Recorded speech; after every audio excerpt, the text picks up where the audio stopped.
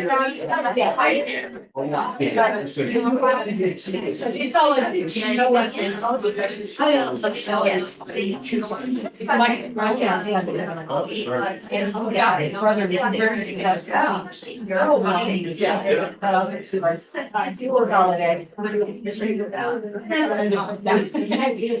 Yeah. Independent. And once on. We're gonna climb. You might, yeah. We have these for our luncheon and that's why, because we will show the video or. When you hear the women. Yeah. I hope not. But it could happen. Yeah. Service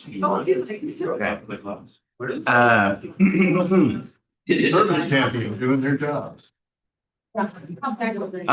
Good day, good morning, good day, good evening to you all. I'm glad that you are here.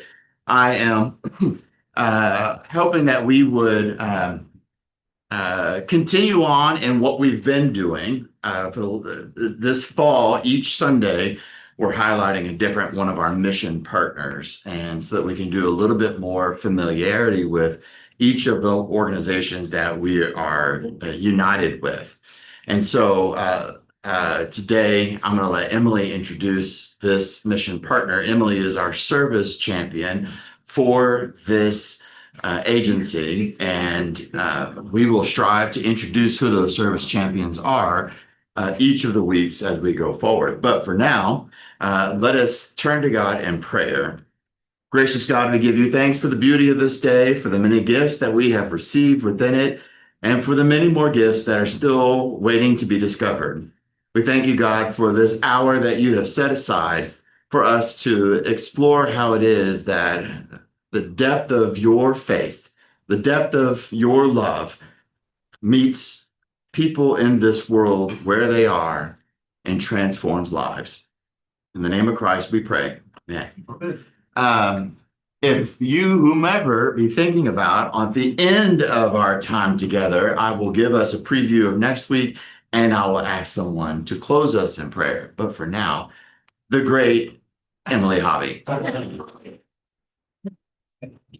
That's a t-shirt right there.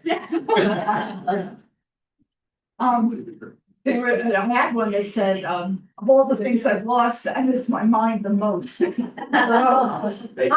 that folks online can see if you'll come over here, Oh, please. okay. I first heard about Storybook Project through a public service announcement on KUT radio. And I thought, oh, this is something that is so unique, and it's a small thing, but it does a great thing. And I brought the idea to some other people at church, and suddenly I ended up the service champion through the outreach committee. And I'm so happy. As a part of our Matthew 25 initiative, I think one of the most challenging calls is for us to visit the imprisoned. And this does more than visit the imprisoned. And this is Jill Gonzalez, who I've gotten to know through advocating. I call myself an advocate. It's the kind of volunteer work that I do. And this is Jill Gonzalez, the executive director of Storybook Project. And I'll let her fill you in. I do want to introduce Terry O'Brien in the back, because Terry, I had Jill come, and after the pandemic, I tried to get the Women of Hope together. I organized an inspiration day. Jill spoke, the spirit moved Terry, and Terry is a prison volunteer. She actually goes in and does that. We had our service fair. Ling Ling showed up, and Ling Ling has done volunteer work for Storybook Project. It only takes a spark to get a fire going. And this is one amazing spark here, Jill Gonzalez. So I'm going to tell people on Zoom, and I'll look straight at you when I say this. Well, look at them. I'm a teacher at heart. Okay. So if I move, just wave me back. I'm so thrilled to be here. Thank you, Emily and Ling Ling and Terry. It's my pleasure. And others of you who have had me to Rotary or to other groups, I'm so appreciative of the chance to share our mission. It's For me, as I said, I was a teacher. And so my whole first career was in the classroom and then as a reading specialist. And when I left the field, I went into nonprofit literacy, so giving books to kids. And about 8 years ago, a friend of mine sent me the job description for a Women's Storybook Project, and I had never heard of it. And I went to their website and I read through the whole website and I watched the videos, and my husband came home and I'm sitting at the computer sobbing. And that's the Kleenex. And so the mission to me was so beautiful because not only are we able to build children's libraries, we're able to help rebuild those connections between mom and child, because mom has often done damage to that relationship. And giving her the opportunity to build a new relationship or to rebuild an old relationship. Sorry. Before we start, I would like you to put in your head, if you were blessed enough to have been read to or to read to your children, what's the story you will always remember? I mean, a lot of people have Goodnight Moon memorized or used to. Yes. Goodnight Moon. Honey Caterpillar. Was that yours? Yeah, like that. Remember the bear books? Oh, yes. Brown bear, Brown bear, brown bear. What Go, dog, else? go. Go, dog, go. Oh, yes. A little engine that could. We still give that out. That's on our shelf. Anybody else? Oh, Curious George. Yes. My very first job when I got to the United States is to babysit a 5-year-old. My English was broken. And I had to read all the books the parents, the mom told me to do, and I was amazed. What a great way to learn. Oh, my gosh. And so I read those books with Chinese accent, and I had to look at dictionary to make sure I pronounce curious. Curious, yeah. Yes. Well, my favorite story, and my mom didn't read it as a book, she would just tell me stories. And it's a little odd, it was 3 billy goats gruffed with the troll under the bridge. That was a good night story, This is early 50s. It's a great story, and there's one, if you have the chance to look at Barnes and Noble or Amazon, there's a new version of it really? out, and it's re-illustrated and retold, and it's kind of scary, but it's so good. Yeah, it'd be fun to see So- it. It was one of my favorites, and she always used voices and then for my daughter, it was several different Dr. Seuss books usually. Sometimes. Those are hard. Those are hard to read. I love the joy that came on your face when you Yeah. thought about, it wasn't the book you were thinking about. It was the person, the connection, and that is so integral. And that's what our mission is, the connection. And the books are very important. And that's one of the reasons I love this mission, is because I'm a children's literature nut. And there's always a good new book. But up here, you can see our mission is the connection. Connecting incarcerated mothers to their children through the joy of literature. And so our little tagline is turning pages and turning lives, because it might not happen the first session, but it's going to happen. And go ahead. Oh, there's a video here. This is about what we do, and it should connect and go, and I will step out of the way. Oh, great. Yeah. Nothing beats the sound of a mother's soothing voice. But sometimes life happens, mistakes are made, and moms get separated from their kids. Amy Story Lardy joins us now to introduce us to the Women's Storybook Project, an organization helping keep imprisoned mothers connected with their children. 16 years ago, the Women's Storybook Project created their goal to connect mothers and their children through a book and a recording. Now, I caught up with one mother and daughter duo out of Kyle who said this is the reason why today their bond is still so strong. One of the biggest mistakes I've ever made.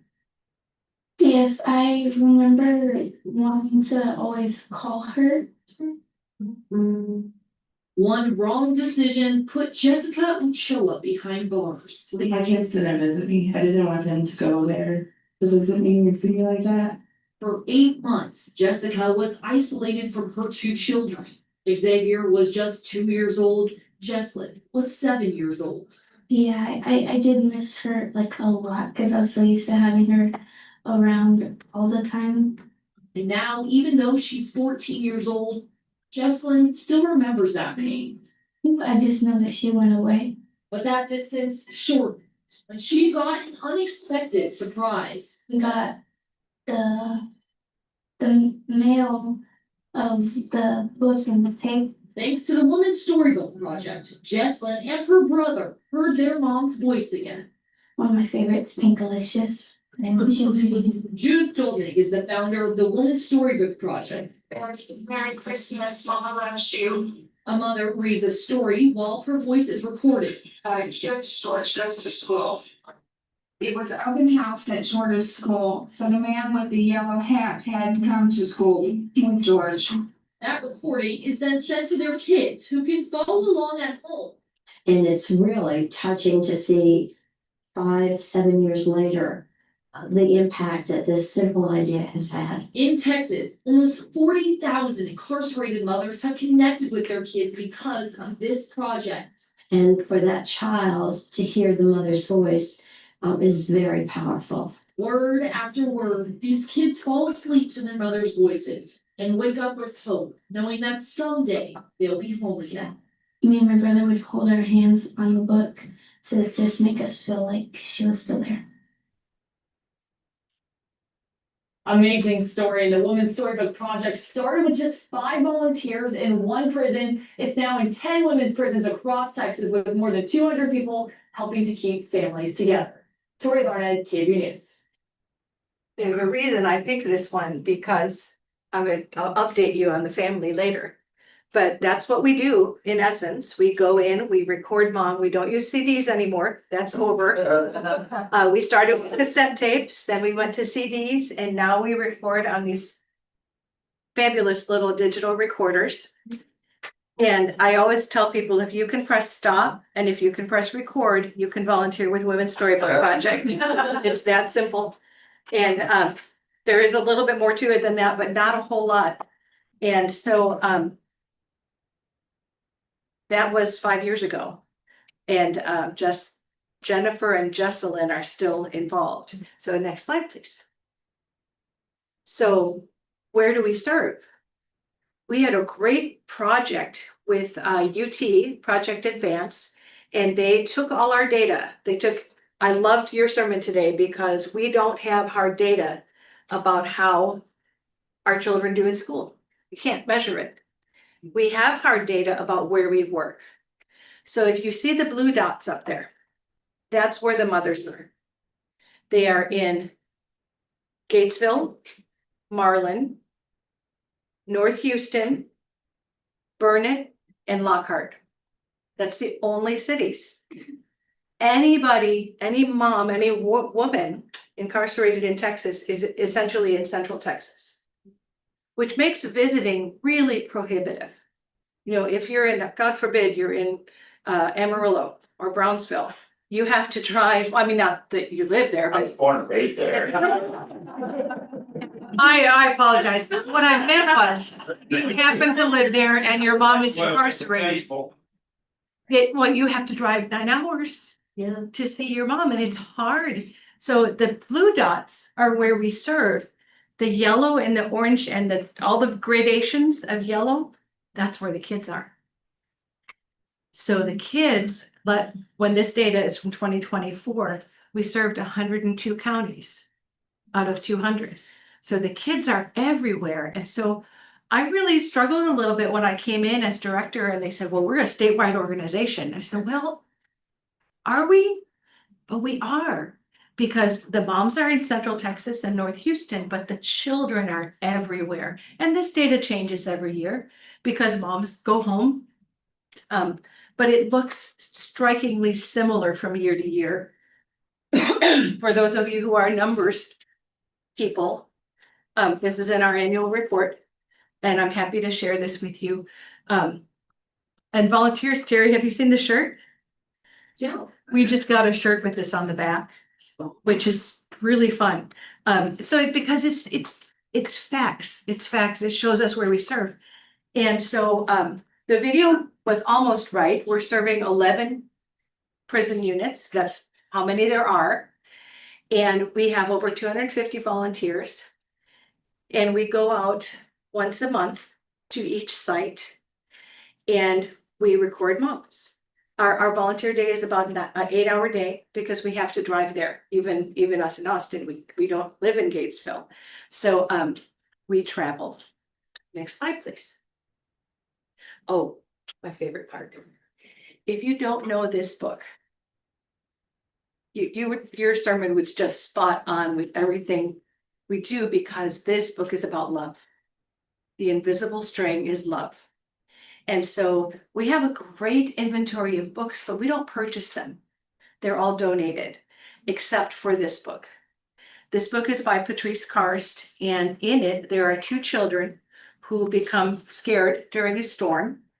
And their mom, they go out to the living room. Mom, we're scared. We want to be with you. And she explains to them that she was just about their age when her mom taught her about the invisible string. It doesn't matter where you are, you're always connected by the invisible string, which is love. And they question her and they push back. And well, what if I was a ballerina in France? What if I was an astronaut? What if you go away? What if I was in a submarine? And always, the answer is always yes. The invisible string works. They even ask about Uncle Brian in heaven. And of course, the invisible string goes to heaven too. And so through this, they are reassured that love is stronger than anger. Love is stronger than sorrow. Love is stronger than everything. And they get back to bed and they're imagining all the strings they have and all the strings their friends have and their friends have. And they realize that no one is ever really alone. And so this is a book that we purchased so that every mom can send it to her child anytime she comes. And it just is the most lovely message. And we stock many, many other books about love and books about connection. And if anybody was ever a teacher, you should come to our office and just play because it's so much fun to be among all the books. Next slide, please. This is a recording session. Ronnie lives in some city. She's a volunteer for us. And she'll come out and record mom. She's got her digital recorder there. Mom has chosen the wonky donkey and the invisible string. So she's got 2 children that she's reading for today. And I love this picture because they're both happy. They're both joyful. And it's not always joyful, but reading to your child who is not in your lap can be very difficult. And so one of the things that we ask of our volunteers is compassion. We want to be present there for the mom and not to judge. We don't care why they're there. They're a mom. And that's one of the gifts of our program is, I don't care what you did. You're a mom. Let's get you connected to your child. And that goes so far in building relationships, right, Terry? Yes, it does. It really makes a difference because like when they're in prison, it is not a fun place. And you are 64352, or you are Dickinson, and you get called by your number or your name. And it's very dehumanizing. And so to be able to be a presence there that's humanizing is a gift. Next one, please. Oh, so here, the moms at the table are working on bonding activities. During COVID, we couldn't go. And so we worked with our mothers by mail. And we sent them a bonding activity. There's research on social bond theory. Are you taking my picture now? That's perfect. Because I was ordered. Yes, you were. Thank you. So we discovered that through the social bond research, if we did a bonding activity, we could help mom connect to her child, even though she couldn't send her voice. Well, they were such a big hit that we brought them with us when we came back. So mom gets to read a book. And then there's always wait time because there's, if there's 15 or 20 people in the class, you have to wait while the other people record. So the bonding activities give mom a chance to tell their child all the reasons she loves them or the things she hopes for them when they're growing up. And so the moms are working on those. And the other picture, I went to an event in December at Girls Empowerment Network. And Jennifer and Jesselyn were there. And they are the women from the video. And Jessica has her own business in Kyle. She has her own spa. And Jennifer, Jesselyn is a freshman at ACC. And it just made my heart so happy to reconnect with them. And they knew who I was because they get our newsletter and they're like, hey, we know you. Okay. But they did, and they were so pleased to reconnect with Women's Storybook Project. And so that's why I put that in and used that video because it was just a real full circle moment. Next one, please. These are graduates.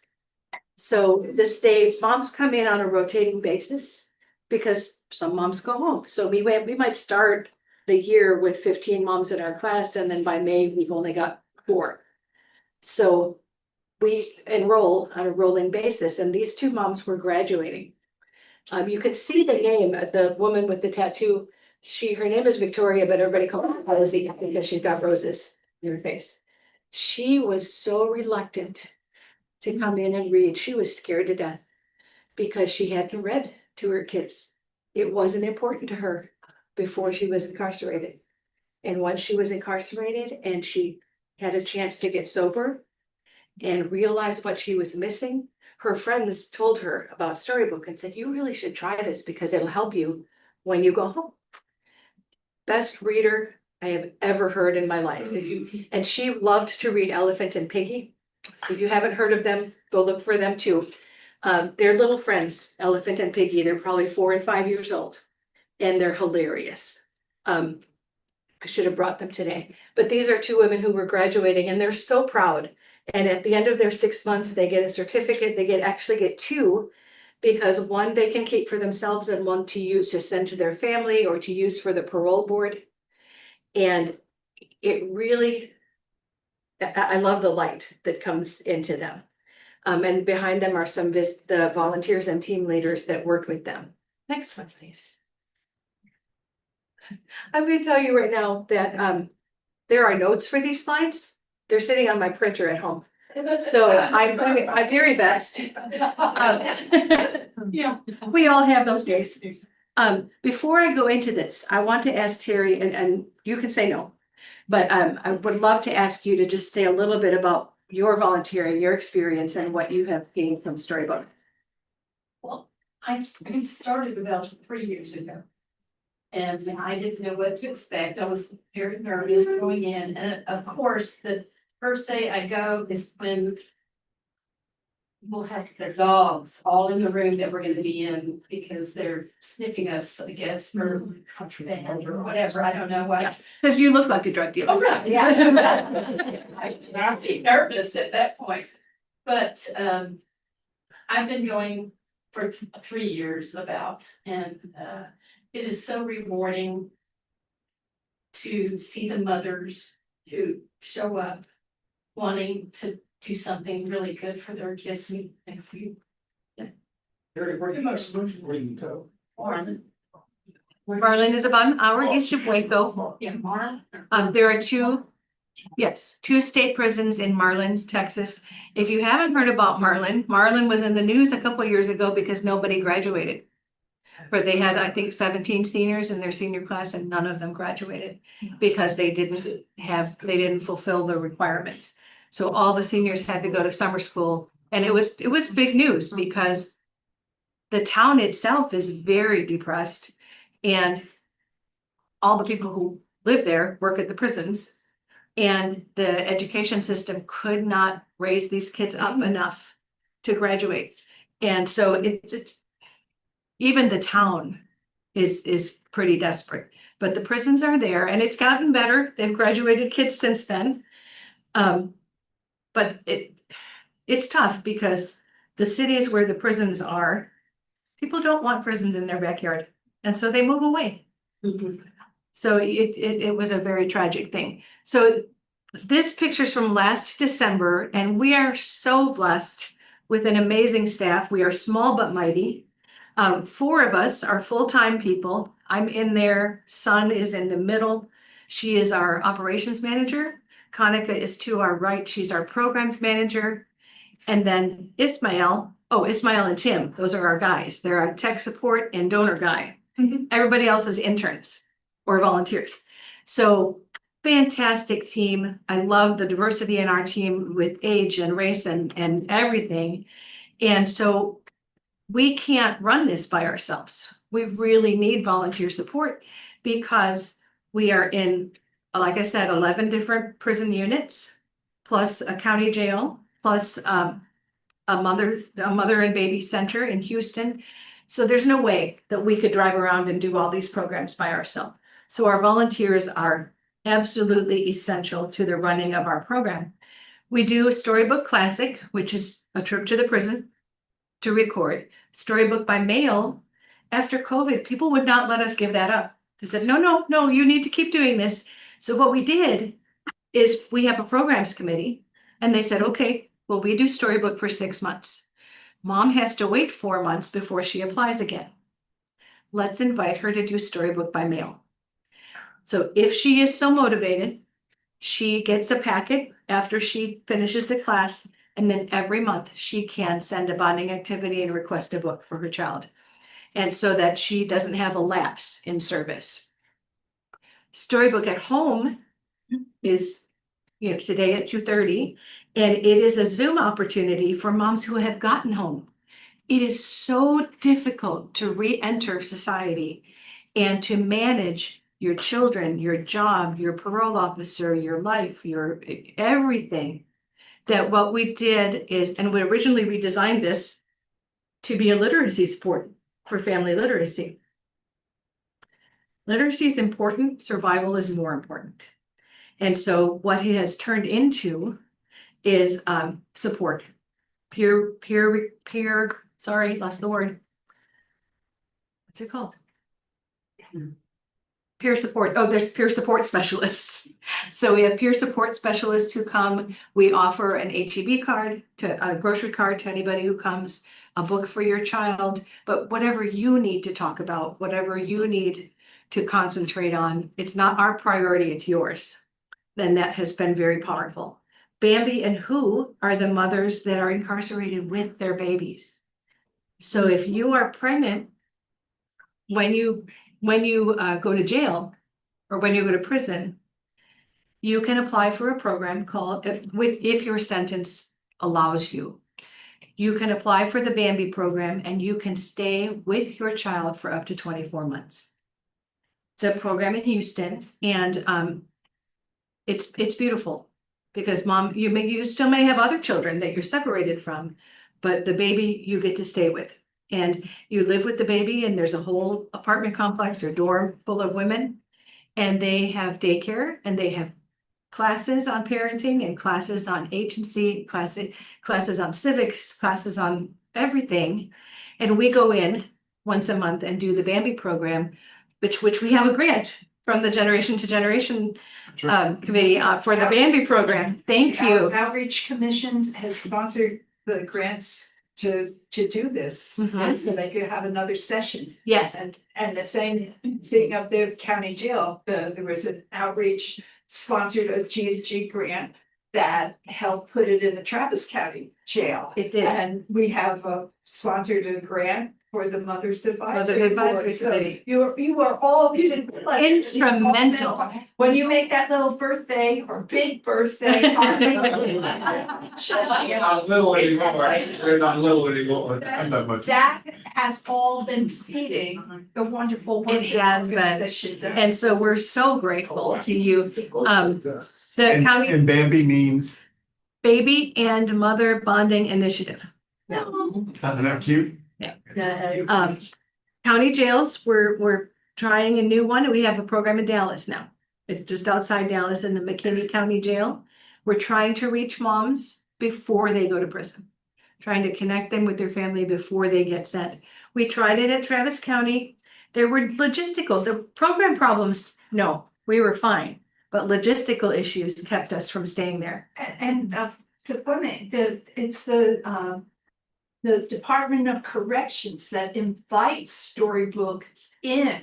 And they've earned a reputation. I mean, that's how they got involved with Bambi. They said, we see this has worked well here. We would like you to bring your component to our program, which I think is very, very exciting. And I also learned the difference. When you're in a county jail, you have not been sentenced.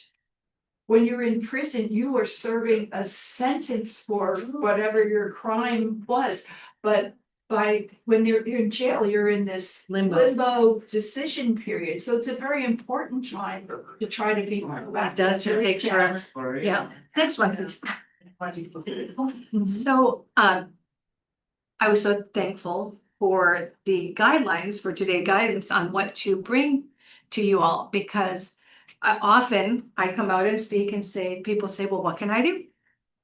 And it's so important to have community support and for people to learn about us, because people don't know. If you don't have anyone in your family who's incarcerated, why would you know? Unless you have a great church like this and we're talking about how to serve God's people, you might not ever need to know about a state jail or a county jail. And so first thing you can do is pray for the success of our mission. We'll be moving soon. We office in Westlake right now, but we'll be moving to the hood. We're moving to I-35 in St. John's. It's a beautiful center. It's called For the City Center. But our church was selling the building that we office in, and so we'll be moving. But we are excited about that, and we're going to need support through that because it will change things. You can volunteer. You can volunteer in person at the office. If you want to help this mission, you do not have to go to prison. It is not necessary. There are plenty of people. It's kind of like we have a Barnes and Noble book drive. You know, put this brochure in my hand and I'm good for 3 hours at Barnes and Noble. Hey, have you heard of the Storybook Project? But that is not everybody's gift. And you can't be at the Barnes and Noble book drive and stand behind the table and just hold the brochure. It doesn't work. So there are different opportunities. We've got accounting, we've got remote computer programs that can be run. We've got data. We've got labeling books and sorting books. There are so many things that you can help with if you are looking for a volunteer position. We have committees. We have a board of directors. We have committees, program committee, technical, technology development, finance. So we welcome everyone. We will find a place for you.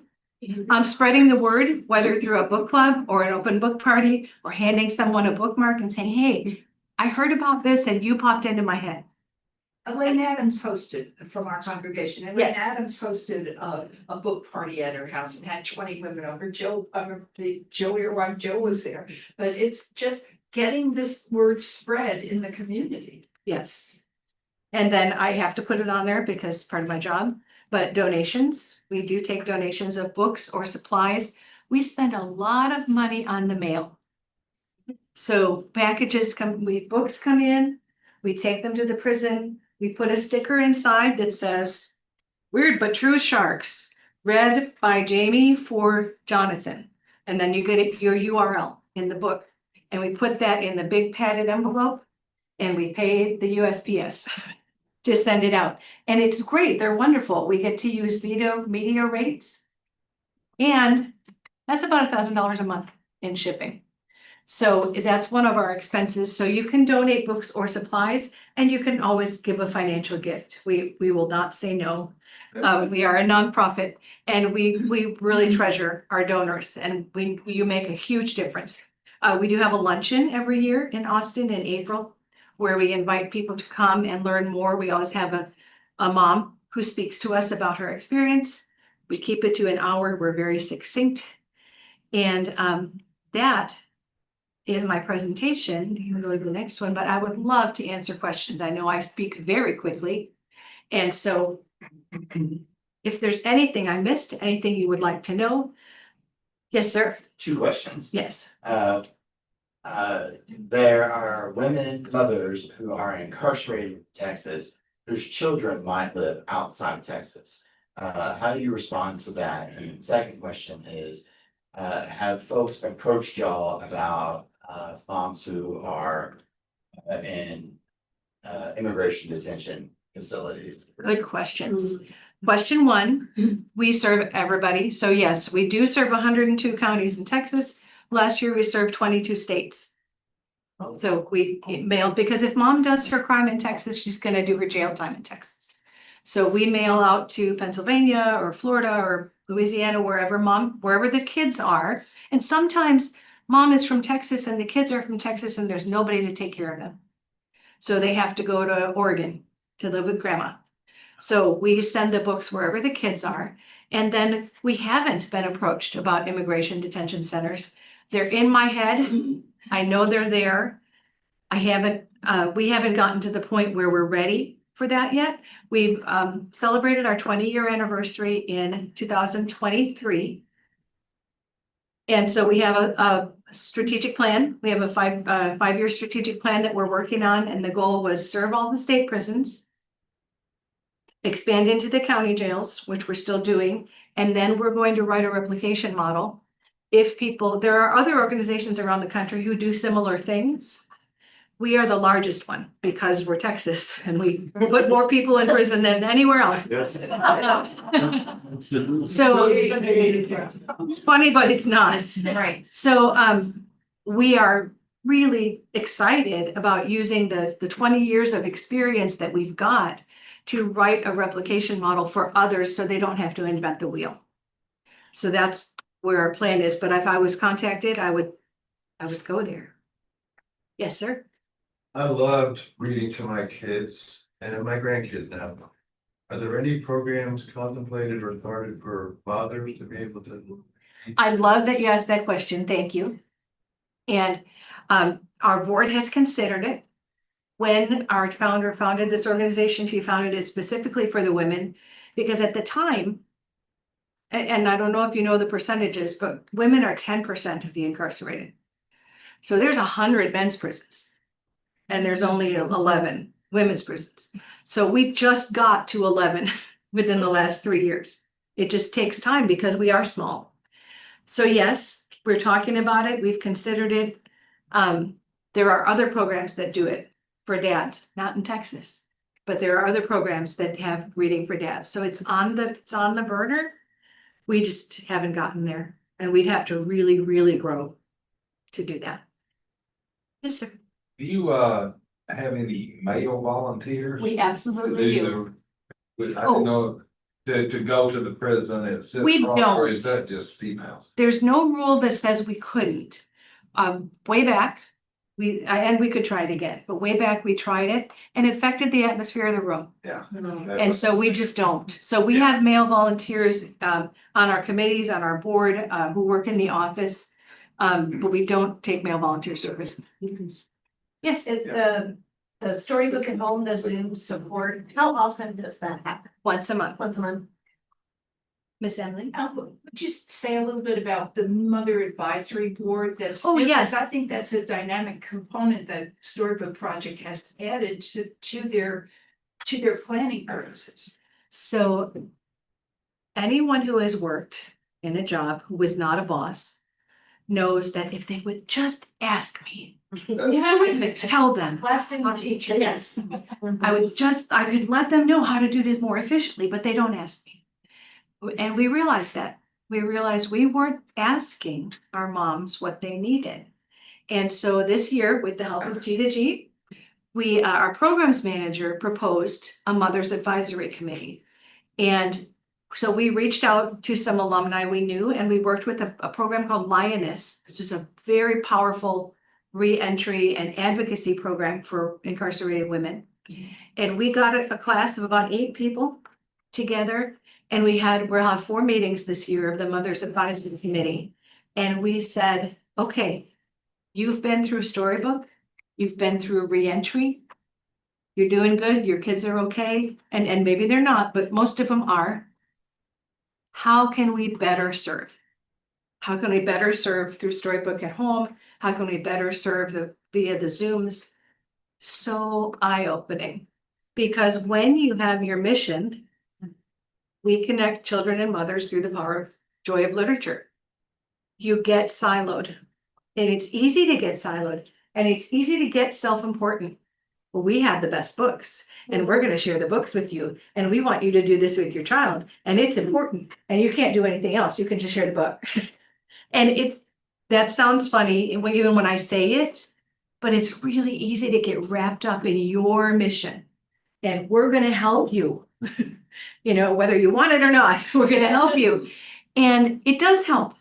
It does help, even if, and our volunteers don't have that attitude. They don't.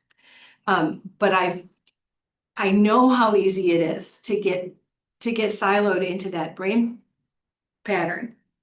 When we asked the moms what they needed, and they told us, they said, it's just hard to survive, let alone read to your kids. And so they said, we would love a resource page. Where do we go for literacy?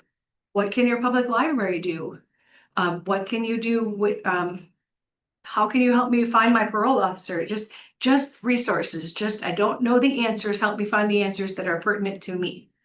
And so that was one of the results of the Mother's Advisory Committee, but also just being heard, just becoming part of the community, part of the conversation. We pay the mothers to come because they are often asked to do things for free. You can't do everything for free. So we're compensating the moms to come. And it was just very powerful to hear women's voices saying, this is what I dealt with, this is how you could help. Good question. I will say that their website is very good, and that you can get more personal stories of what the impact of the program is. And I think the composition of your board, you have a Storybook alumni. We do. On your Yes. We're very blessed. We have Angelica Zaragoza is a Storybook alumnus or alumni, whatever. And she is so thoughtful about the program. She actually runs her own nonprofit in Dallas called Janie's Angels. And she takes children once a month for a 4-hour visit with their mother. And they do bonding activities and shared reading and counseling. And it really helps the mom-child relationship for when mom gets home. So it's a gift to have her. Our board is quite diverse. We've got criminal justice professionals and professors, lawyers, you have to have a lawyer, lawyers, accountants, community members, team leaders. So yeah, it's a good thing. I have taken up my time. Yes, ma'am. How do you choose the books? I mean, if people wanted to donate books, I know the books that I got when our son was growing up. Sure. But he's 46 and all, literature changes. It does. They didn't have this 46 years ago. I don't know, do you have a list of books that you prefer people to donate? You have just discovered one of our flaws. It's not a flaw, really. So people donate, you can bring books to the office. We can only accept brand new books, which makes it a little more tricky because the prison says they can't be written in. We don't want secondhand books. They're contraband, you can't have writing in it. So it's brand new books. And for example, in November, we will have a Barnes & Noble book drive at La Frontera. And we did give them a list. We are really low on board books for babies. We are really low on books for 10 to 12-year-olds and 12 to 14-year-olds and graphic novels. Graphic novels are where it's at. That's what kids want.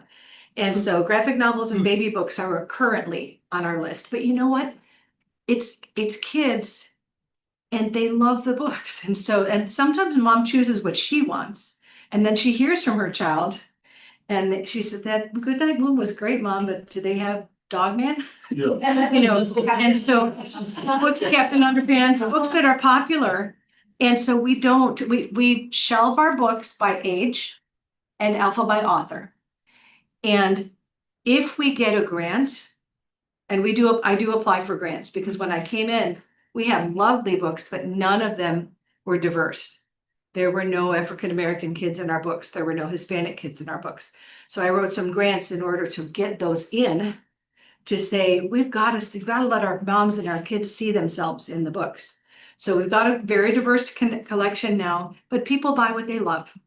And that transcends anything. And then if we see holes in the collection, we'll make a special request or we'll ask an author. And a lot of times they'll donate. When's November? The whole month, every November. November 1st through December 15th. So is the holiday book drive at Barnes and Noble? Yes, ma'am. So each book, each individual mother is in the program once a month. For 6 months. months, and then they graduate from the program, and then they have to not be a part of it for a while. For 4 months. And then they can. And they can reapply, and So that means basically 6 books for each mother to send to her. for each child. But then if she does a bonding activity, she can send another one. So the research says that a child needs to have 20 books in their home library to have a good start in life. And so we make sure that if mom does 6 months in person, 4 months by mail, that child will have 20 books to have started their home library in a year. And if mom has 2 kids, and if mom has 4 kids, that's why some of our envelopes get really, really big. But it's So each individual child has the book. yes, ma'am. Yes, sir. Technical question, you had the little gadget, the recording, right? So I'm sitting down with Jill, I hit the play button, you record reading the story. Now what? I'm a volunteer now. So great question. So when you're done, so if I'm a volunteer, Terry, you tell us what happens. Well, you record it. And I always make sure to tell the gals, don't start right away because there's a little lag. And so, I kind of prepare for that. And then they push start and then read the book. And then when she's finished, you push stop. And she can also give messages to her child. Hi, baby, I love you. I miss you. Listen to I grandma. always do. Yeah. Yeah. I encourage them to say something before they start and after. They love them. So when they're done, and we do have a sheet of paper where they write down mom's name, child's name, name of book, so that our tech guy, our team leader takes this home and they get the little USB out of the bottom and they plug it into their computer and they move this file from here to the audio files folder. So if it's Marlin Prison, recorder number 1, Saturday, October 4th. So the team leaders move them. And then our tech guy has a program that some volunteers at Google wrote for us that saves the recording as a what do we call this? Unique URL for each child. Okay. So this is Jamie reading to Robert, the little blue truck. And then that's what the sticker says. So once these have been transferred, we can print a sheet of labels for every mom who read at that prison. Then volunteers in the office, they meticulously match the recording to the label, to the book, to the child, to the caregiver. So that's what we do in the office. And anybody can volunteer to do that. And it sounds horrible, but it's not. It's really not that bad. So they open up the book and they go to storybookproject.com/J427. And they can listen at that link for up to a year, or they can download it and say, Hungry Caterpillar, Mom, and keep it forever. So they can listen on their phone, on their iPad, on their gaming system, on their computer, anywhere at all. We knew we were getting in trouble because we were getting some feedback from caregivers with the CDs. Well, it's really great, but we have to go in the truck to listen. And now the truck doesn't have a CD player anymore. No. So Do you still have an Amazon wish list? we do. So you can go to Amazon, You can't go to Amazon, you have to go to our website. I'll go to your website. And it's on the donate page and you have to be kind of persistent because it's not very big. But you just scroll down the donate page and it gives you the Amazon wish list. Thank you so much. Natalie. Well, my favorite book of many books was a book of poetry. A.A. Milne. We were very young, and I can still quote poems. Yes. So can I? But it was not. But you couldn't. It wouldn't be something that a mother could read the whole book. No. So do you do stuff like that where they can pick? Fantastic question, because sometimes we get donated those big storybooks. Like there's all these stories in one book, or poetry, or where'd it go? Yeah, you can't read that. I mean, you get moms get 10 minutes. And so you get 10 minutes to read for any age child. If it's a chapter book, mom usually reads a chapter. And then she says, okay, read the rest of the book. I can't wait to hear about it. Because usually moms have bought in by then. Or if it's a really short book and it's only going to take 3 minutes, we really encourage mom to talk about the pictures or to ask questions or to pretend the child's on her lap. And, make sure that it's not just a 3-minute experience. But thank you, that's an excellent question. And lastly, when I hear you talk about donations of books, whatnot, and especially board books, from a church perspective, there are, I can think of a number of resources that would be faith-based, like Baby Blue Bear, Big Peace Bear, our board books that tell kind of a age-appropriate Bible story. But then there are also devotional books and other age. Are those things? Have the mothers asked for faith-based type resources? They have, and we don't provide them. Okay. And the reason we don't is because we serve multiple faiths. We are a faith-based organization, but we are not any one faith. And so what we do, there's so many organizations that serve the prisons that are faith-based that we're gonna let them do that mission. And they will bring in books for different ages. We've had a lot of requests for teen devotionals.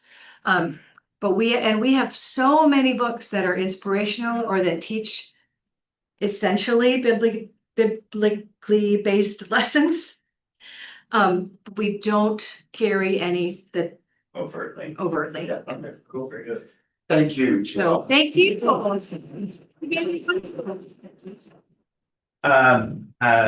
a moment, I'm going to ask somebody to close us in prayer. Next week, on Saturday, October the 11th, is National Coming Out Day. And so next Sunday, the 12th, we'll have 2 mission partners. One will be Kingdom, as in the Kingdom community that Pastor John is the executive director for, and the other we'll have some representatives from Cedar Park Pride. And so we'll get to know those organizations better next week. So would someone close us in prayer? Oh, thank you, Emily. Good and gracious God, we give you thanks for the blessings in our lives. Water our mustard seeds so that we can reach out into the world and spread your love through organizations like Storybook Project and through the call that Jesus has made to all of us through Matthew 25. Be with us as we go into this week. Keep us ever mindful of your love that is with us and spread your love in our world. We ask this in Jesus' name, amen. Amen. Go in peace, everybody. But I would raise in all the way to